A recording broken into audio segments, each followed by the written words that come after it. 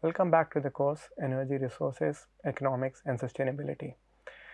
In the last class, we have been discussing a success story with respect to the environmental emissions that were caused because of the increased energy use in terms of the fossil fuels, and the example was that of SO2 emissions. So we had seen that in the years 1970s or the 1980s, there was a huge increase in the sulfur dioxide emissions, which later on led to a lot of environmental effects in terms of the acid precipitations, acid rains, acid snows, which led to a decrease in the pH of a lot of water bodies around the world, which led to a major destruction of the marine life. Further, and the destruction was also felt in the form of the loss of the historical monuments, which were harmed because of this acid rain. And because of the government policies, the public pressure, as well as the international cooperation, policies were undertaken. And if we talk about the developed world, this kind of problem have been solved to a great extent. And the emissions of SO2 emissions have been down by 90% in many of the countries. It was also felt that the targets were achieved well advance of the targeted years. Further, the cost that was approximated for these kinds of targets to be achieved, when they were actually realized, the cost that came out were less than 25% or 1/4 of the cost that was initially estimated. Further, this also helped the corporates or the industries come up with new and innovative methodologies, which helped increase the process efficiency for the production of energy, and also led to long-term capital gains in terms of better profit in the future. In today's class, we'll try to study two more case studies, one with respect to the lead emissions and the second with respect to the ozone depletion that we have been reading in the past as well. How again these two problems were caused because of the energy production pathways that are primarily through the fossil fuels, and how because of the international cooperation as well as the scientific community providing solutions, these problems could be solved to a great extent. So let us start with the problem of the lead. So before we start, let us try to understand the basic difference in the operation of a gasoline or a petrol-based engine or a diesel-based engine. So what you see on the top figure is a typical gasoline based engine. So what happens in a gasoline-based engine is the injection of fuel and the air that happens together. So in the first cycle, the mixture is compressed, and at the compression you have the spark plug here, which provides the initial spark, which you might have seen in your motorbikes or your scooters as well. And because of this spark, there is an expansion of the mixture, which leads to the moving of the piston and provides the power for the running of the vehicle. In comparison, in a diesel vehicle, what happens is you just have the intake of the oxygen that happens, and then in the compression, when the compression is happening, we would have the injection of the fuel happening. And because of this compression, there is a huge increase in the temperature which goes beyond 500 degrees Celsius, and because of this high temperature, the mixture gets combusted, and then because of the gas is produced, and there is the throttle that is produced and the engine moves further. The basic difference is in a gasoline engine you would have a spark plug providing an ignition, whereas in a diesel engine what happens is the mixture of air and the fuel is combusted because of the high compression that is happening and because of the high temperature that is reached because of the increase in pressure. Further, sometimes it is felt in gasoline engines because of the pressure being building up. The ignition happens because of the high temperature reached, and that happens before the spark plug ignition is there. So what you see here is the ignition happening before the ignition is provided by the spark plug. And because of this, the cycles on the engine are greatly hampered, and this also causes some amount of loss to the engine performance. This particular phenomena is also called as knocking, which many of you might have read about or studied about, and this was a major issue with the operation of the gasoline based engine, where the ignition sometimes happened before the ignition was initiated by the spark plug. So the companies or the industries around the world have been coming around or trying to come up with solutions so as to do with this knocking problem, And one of the solutions that came about was the use of anti-knocking agents, and one of the major anti-knocking agent that was used in the past was the tetraethyl lead. So the chemical was this, a molecule of lead that was connected to 4 molecules of ethyl. So that is why it is called tetraethyl lead. And the advantage of this particular chemical when this was blended in when it was blended in a gasoline based fuel is that it helped like avoid pre-ignition or knocking and the further resulting engine damage. And this was the reason that this kind of chemical was used quite widely in the automobile industry as well as the refinery. Now this lead which was entering as tetraethyl lead was also combusted with the fuel that was entering into the engines, and this lead would eventually escape to the environment in the form of different oxides of lead which were lead oxides as well as also atomic lead. And this lead, if it was ingested by the life in terms of humans or animals, could cause major breathing problems or also major problems of the lungs, and in very extreme cases it is also known to cause death of the persons. So the lead that was emitted because of the tetraethyl lead being combusted in the engines had significant effect on the people that were inhaling it. Again, this is a typical example of capitalizing the profits and socializing the emissions or the impacts that we have read or that we have studied in the previous classes, that people would want to make the processes that they were using to be highly efficient. So the person who was using these engines had a very efficient use of the engines, but the emissions that were being released to the atmosphere had impacted the whole society, and anyone or everyone that was inhaling these kinds of emissions felt the problems that resulted from these emissions, particularly of the lead. Further, another pathways that led to the propagation of lead to the environment was the use of lead based pigments or sweeteners. So the sweeteners were basically used quite in the past, but the paints were used till quite recently in the 1970s and the 80s, where the lead source was used to provide the bright colors like red, yellow and white. And all these pigments entered into the walls, and if these walls were came in contact with the eating habits, they might cause inhalation of these kinds of pigments and could cause various kinds of diseases. Again, these lead based pigments were used in paint industries worldwide, and they were used by different kinds of artists, and this was a major phenomenon up till the 1980s. For the typical example could be like this is the agreement that I personally signed when I rented a house in one of these countries, and the building that I was renting was made in the 1950s, and they had said like they are using lead based paint and lead based, so they wanted me to be aware of that the paint that was used almost 50 years back in the painting of the apartments that I was staying in also had significant health effects. So and this was a policy that was adopted and is currently being adopted. Like if you rent any old countries in the one of the developed worlds, they would make you aware that lead based paints were used in those in like furnishing those buildings in the past, and that still might have some kind of effects on your health in the present as well. So and also if you study about the recent toxicological studies, they have proven that the chemicals that come up with lead could significantly affect the synapses of the brain cells, and a prolonged exposure to this can cause mental disorders, the brain disorders in humans as well as in different species as well.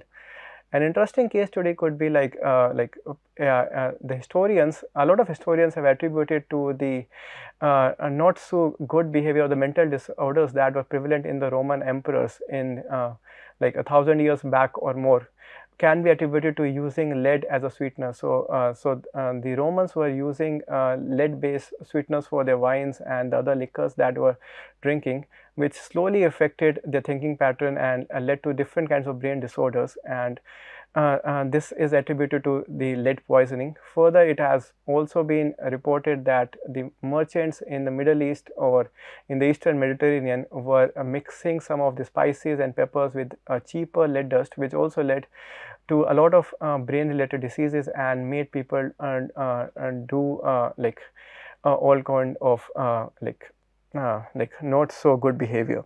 So in the 1970s, people felt that through the help of the scientific understanding, that these lead based emissions were not good for the environment and people who inhaled in the long term, and they started looking for alternates to the tetraethyl lead. And so with the concerted efforts by the scientific community as well as the industries as well as the governments coming together, the replacements were found, and slowly the tetraethyl lead, which was used as an anti-knocking agents, were replaced by much more nature friendly chemicals. And if you see today, like most of the developed world has banned the use of lead throughout the automobile industries. Just some limited amount of lead is currently being used, and that is also for some kind of marine engines, the racing cars, or few types of agricultural applications. But if you say far and wide, most of the applications of lead has been phased out. We don't use these kinds of chemicals anymore. There have been some there might be some countries who are still using it, but they also have came up with targets to remove it as soon as possible from the supply chain of automobiles. So if you have gone for filling up of your vehicles, petrol based vehicles, either cars or two wheelers, and it's a common sight that you would read that the petrol that you're filling is often prefixed by unleaded.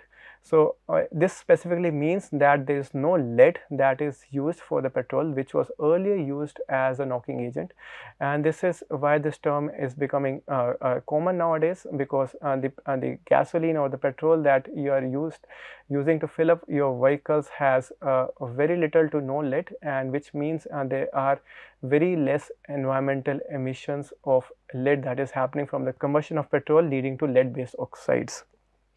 Further, a similar thing can also be seen on the different portals. So this is the portal of the UNEP, United Nations Environment Program, and there was an article in the year 2021 which said that the leaded petrol is over as an era. Like the major threat that was being faced by the humans and the planet as a whole has been averted. And there are very less lead emissions as compared to one that were experienced in the 1970s or the 1980s, that were causing a lot of problems, and one of the major sufferers of these kinds of emissions were the young children who were quite prone to problems which were resulting from these emissions. So if we consider today, a majority of the world has done away with lead emissions that were resulting from the consumption of different fuels. And if you see that also these kinds of restrictions have also led to the paint industry, where tons of lead were being used. So again, and the different types of alternates have been found. And if we see between the years 1980s and 2030, the lead concentration in the atmosphere has decreased by a factor of 12. So this is again a huge advantage. The lower amount of lead has led to the lowering of the blood lead level, especially in the children, which were at the most risk of poisoning because of lead and other kind of neurological disorders which was spreading because of this. And something similar to the acid rain, the elimination could be achieved quite fast, and there were there were major industries involved, there were major countries involved. Further, the cost that was incurred was not very much. It was a minimal cost, and the inconvenience that was suffered by the consumers and the industry was also found to be minimal. So although there were initial expectations that this might cause a lot of overwhelming of the supply chain because of the petrol being changed to a different version, this was never experienced. Furthermore, the advantages that were derived from this kind of change were much more than the problems that would have been felt on those years. So this again was a major case study that is attributed to be a success story as far as the abatement of a major emission that was resulting from the energy industry. And if I look at the lead based emissions, and these emissions are for the US, and you can see that the emissions have been continuously going down and almost stagnant or like below the national standards. So the national standard was around 0.15 micrograms per meter cube. So these emissions have been below the standards beyond the year 2013 and further. Something similar was also found in the country of UK, where the emissions, if you see in the 1990s, were quite high. The cumulative emissions were of the tune of around 3000 metric tons a year, but coming till the year 2018, it was just 93. So again, 3 orders of reduction that have been felt in the emissions of lead, which is again a major achievement in terms of the emission abatement that was happening. And this again came up with the scientific community coming up with innovative ideas, came up with innovative anti-knocking agents which could replace the common chemicals that were used quite in an orderly and an accelerated fashion. Let us also try to look at another case study with respect to which was similar to lead and sulfur abatement, and that is the ozone depletion. We all might have heard about ozone depletion at some part of our life. It's basically a gas O3, which is 3 moles of oxygen being combined together, and we find ozone to be playing a dual role. So if there is any ozone like in the troposphere, that is in the sphere that we, or in the biosphere, like something that we have access to, it is a fairly toxic gas. We would not want to have any interaction with ozone, and a lot of ozone is being formed because of the different automobiles. Further, we also have the so-called good ozone that is found in the stratosphere, that is the region that extends from 12 to 50 kilometers. Most of us would not be reaching that kilometers in our lifespan, but it is where a lot amount of ozone is felt, and a major function of this ozone is that it captures the harmful UV radiations that come from the sun and doesn't let them reach the surface of the earth. So if we see, it captures almost all of the UVC radiations and around 90% of the UVB and almost 50% of the UVA radiations, and the result is preserving the life on earth. If the ozone layer was not to be present, all the life on the earth might have also been sterilized. It would not have been possible to some extent. So the ozone that we have plays both a good role and a bad role. So whenever it's present in the biosphere with which we have access to, it might cause problems like lung and throat irritation, asthma and emphysema, whereas in a good job it is preventing the UV radiations from reaching the surface of the earth. So if we look at the concentration of the ozone, it's mainly found in the ranges from around 20 to 40 kilometers, and where the ozone concentration is again not very much but relatively on a higher level. So the highest level of ozone concentration in terms of parts per million reaches around 7 to 8 ppm, and that is where we have the ozone layer somewhere on the height between 20 to 40 kilometers. And we also have access to some amount of ozone roughly around 1 ppm, which is resulting from the automobile industry. But in this example, we are talking about the ozone layer that is preventing the UV radiations, and that is found in the stratosphere. So what has happened in the past, and we have also tried to understand this in the previous classes, that because of the different kinds of refrigerants being used, and these refrigerants, a majority of it was also coming from the air conditioning industry, were released into the atmosphere, and this chlorofluorocarbons would react with the ozone, breaking the ozone molecule and decreasing the concentration of ozone in this layer. So ozone hole, when we or use the term ozone hole, it's not a hole in the truest sense. It's only that because of the reaction of the ozone with the chlorofluorocarbons, the concentration of the ozone at particular instances has been reduced. So with the decrease in the concentration of the ozone at certain places, the UV radiations could reach the earth's surface, and this might lead to harmful effects and causing different kinds of cancers. So again, if you go back in the history, like the first ozone hole was observed over Antarctica, and this was the year 1985, and before that even there were studies in the 1974, and this is precisely the example that we studied in the previous class as well, where there was a study that was negated or that was confronted by DuPont, because DuPont at that time was a major industry that was manufacturing refrigerants. but it was later on and it was found that there is indeed like a decrease in the ozone concentration over Antarctica, and one of the major reasons for that decrease was the high chlorofluorocarbons, which were the refrigerants that were used for different applications, and the result was that they were combining with the ozone molecule, breaking it and decreasing the concentrations. So, what happened beyond that was the countries around the world got together and they found that the situation over Antarctica is alarming and it could very well spread to other parts of the world which are much more densely populated, and if that was to happen, the effect could be even more, because ozone hole over Antarctica doesn't have much contact with the human population, but if that was to happen over other countries which are much more populated, the effects on the health of the people could be even more disastrous. There could be much more cases of cancers or other causes of morbidity or mortality could increase. So, the different countries came together in Vienna, and there was an international conference in Vienna where they decided to phase out the use of CFCs in an orderly manner. They set up the targets, and finally there was a decision that was made in the city of Montreal, Canada in the year 1987, that by 1996, which is in the next 10 years, there would be zero production of the ozone depleting CFCs.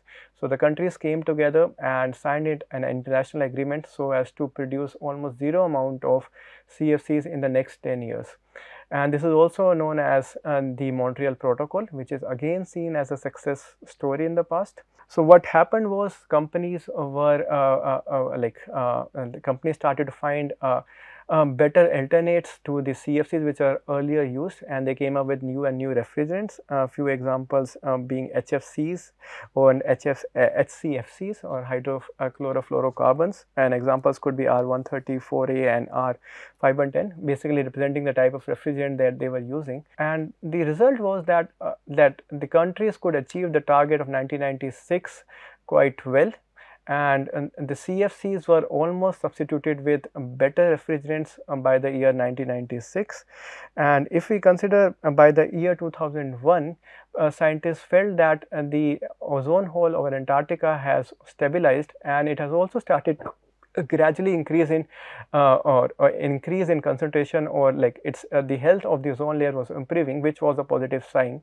And based upon the estimates, the different climatological projections have said that if the same same pattern continues by the year 2050s or 2070s, the ozone hole would fill to what it was before the 1970s or the pre-industrial era. So, that again was encouraging figures that something that was a major concern to the environment in the past has started to improve. The ozone hole is slowly healing because of the effect of the different types of policies that have been adopted by the global governments, as well as the industries coming up with innovative and new refrigerants that are good for the environment and doesn't cause any effect to the ozone hole. And the effect is expected that in the coming years, by the year 2050 or to 2070, the ozone hole would be back to its original concentration, and that in fact was an encouraging result.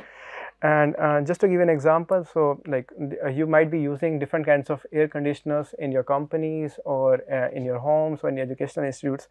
You would read there are certain kinds of refrigerant mentioned, like in this case it's R32. So, what was happening earlier, the companies were using certain kind of refrigerants which were having a good amount of ozone depletion potential or a good effect on the ozone. Further, at that time the GHGs were not very specific, so companies didn't pay an effect on the global warming potential. We will understand these terms in the future when we are coming in the LC aspect, but just to give an example. So, later on the companies discovered something called as the HCFCs, which had somewhat of a lesser ozone depletion potential, but they also had a lesser global warming potential. But as we proceeded, they also found that even the global warming potential had to be reduced. So, this came up with the discovery of HFCs, but the problem of global warming potential continued to persist. If you consider today, the companies are using some kind of refrigerant that have almost zero ozone depletion potential, which means they would have almost zero effect on the decay of ozone layer.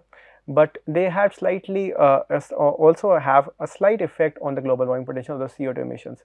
But so far, because of the growth of technology coming up with innovative ideas, like ozone depletion could be catered to, and this also helped in bringing down the effect of global warming, which was again coming from some of these refrigerants.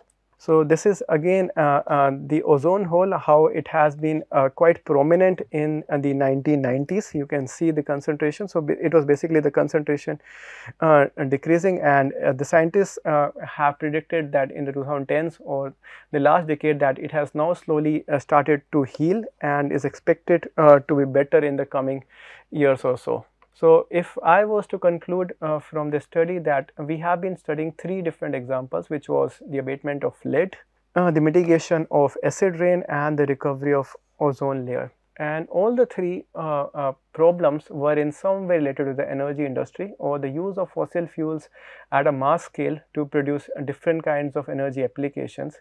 They have been major issues in the 1970s and the 1980s, but the international community came together, the international scientific community could analyze the data, come to the conclusion and come up with proposed innovative solutions.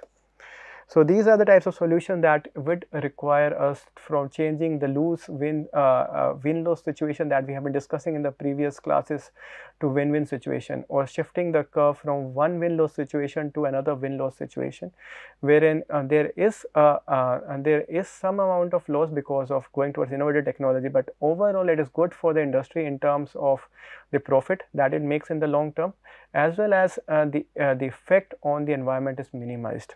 And again, we should give equal credit to the international efforts or the international community that came together, bringing like keeping aside their differences and coming up across with to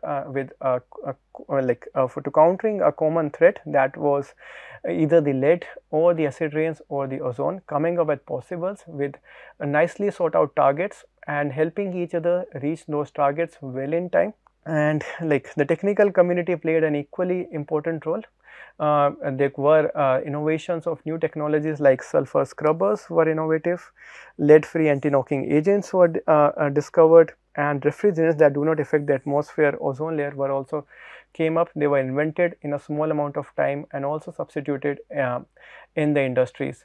This helped bringing down the environmental emissions, meeting the environmental regulations, and also help those companies build up a good image for the future, and as well as making their processes much more efficient for the future that help them realize even greater profits. So, we have discussed a few success stories, and in the future classes we are going to come up with the problem of the global climate change or the CO2 emissions. We will try to understand how this problem could be very different from the success stories that we have discussed now, and if there is anything we can learn from these previous success stories and could be applied for the future. With that, we end today's class. Thank you.